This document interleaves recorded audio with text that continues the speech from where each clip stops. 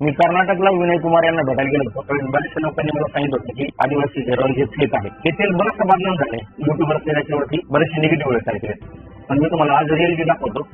आदिवासी hair oil हे खरोखर इम्पॅक्ट करतंय की नाही ते. मी नवजील वापर होता 6 महिन्यासाठी. त्याचा खूप वाईट परिणाम झाला माझ्या शरीरावरती.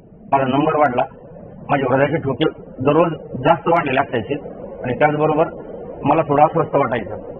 नंतर मी आदिवासी हेअर ऑइल ट्राय केलं. विनय कुमार यांचं सावंती हर्बल हेअर ऑइल आणि 10 ऑगस्ट रोजी मी माझ्या डोक्याचे संपूर्णपणे केस काढून मी तेल लावायला सुरुवात केली.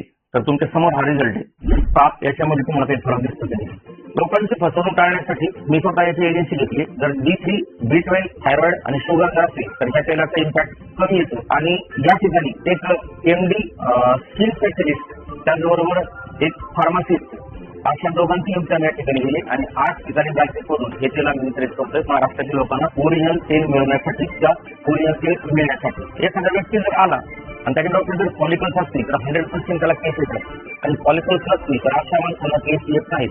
त्याच्यामुळे हा एक चमत्कार नाही तर हे फक्त न्यूट्रिशन आहे. त्याचे साईड इफेक्ट सुरू आहेत कारण हे पूर्णपणे आयुर्वेदिक पद्धतीने केलं असतं. म्हणून जर तुमची इच्छा असेल तर मी जे नंबर देतोय त्या नंबरवर तुम्ही कॉन्टॅक्ट करू शकता.